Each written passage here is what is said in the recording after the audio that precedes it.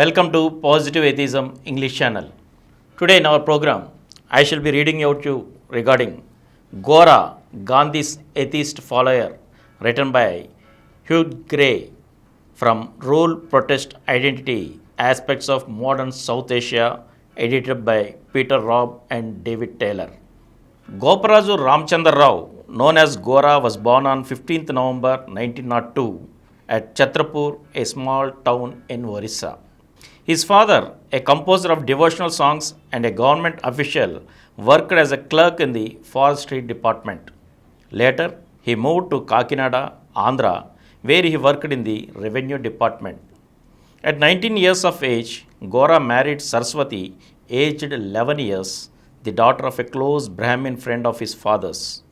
After his marriage, Gora studied at Presidency College, Madras, where he received an MSc. His first job was a lecturer in biology at the American College, Madurai, where he was able to rent cheaply a large haunted house in which nobody else would live. He was already critical of Hinduism and was told by the college authorities that if he became a Christian, he would be sent to the United States to study for the doctorate. As he knew nothing of Christianity at that time, he started a comparative study of Hinduism and Christianity, but concluded that one religion was no better than the other. He began to question the existence of God, personal or impersonal, and to reject metaphysical explanations of the human condition.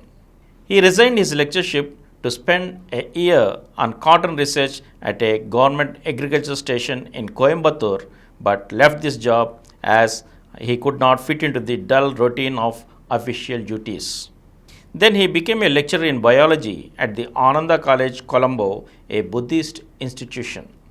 Buddhist members of the Sangha there objected to Gora dissecting the frogs to demonstrate their heartbeats to students.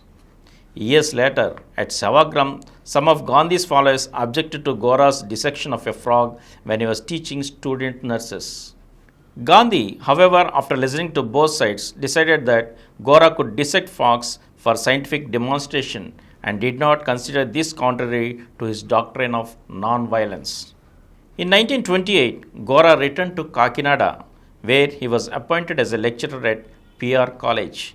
Shortly afterwards, Gora's father asked him to leave the family home as Gora had ceased to wear the sacred thread. After 2.5 years, they were reconciled and his father invited Gora to dine again with the family. It was at this time that Gora first came into contact with Gandhi's idea, and he immediately decided that from then onwards he would be a human being without a caste label. He discarded Western clothes and wore khadi. Aided by student volunteers, he organized demonstrations against untouchability and in support of the salt satyagraha. He also started adult classes to teach the illiterate to read and write. In 1932, he wrote an article on the concept of God for a student magazine in which he attacked the irrationality of idol worship, and as at university seminars expressed his view that God was a concept, not a scientific fact, and that the endeavor to remove poverty and suffering was impeded by Hinduism and by such metaphysical ideas as karma and dharma. He was asked to resign his lecturership, although the Vice Chancellor Dr. S. Radhakrishnan seemed sympathetic to his view when he argued with him that freedom of thought was essential to university education, and without it, higher education was useless. A year later, through the Vice Chancellor's influence, he was offered another lectureship at another college, Hindu College, Machilipatnam. Meanwhile, he ran a tutorial institution where he and other teachers charged low fees and received equal salaries for their work. Gora also encouraged his wife to defy the superstition that women should not expose themselves to the light of an eclipse or cut vegetables when pregnant. The resultant child was without the physical deformity expected to result from the breach of these customs. From 1936, he started to visit Andhra villages and tried to persuade villagers to give up superstitions and adopt scientific attitudes. He encouraged them to discard caste symbols and tried to foster interdining between members of different castes. Gora held that atheism implied honesty, keeping one's word, and punctuality. He always made it a rule to start meetings punctually, although only 2 or 3 people were present and hundreds came late. The meetings went on for hours, and Gora always left as lengthy a period as people wanted for questions. When he was asked why he greeted an opponent with a namaskar, the joining and raising of the hands in traditional greeting of respect, he said he was exchanging a reciprocal greeting with a fellow human being, not saluting the non existent divine in the other person.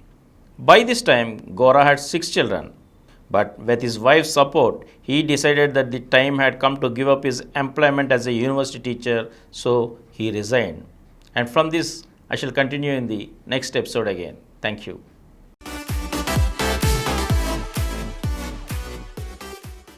For more videos, please subscribe to our Positive Atheism English channel presented by Dr. Samaram Multi-Channel Network, which is nearby 20 crore views. Please like, subscribe and share our videos. And for notification of our new videos, please click the bell icon. Please download Samaram Multi-Channel app and watch your favorite channels from your mobile. App available on Google Play Store and subscribe to the channels.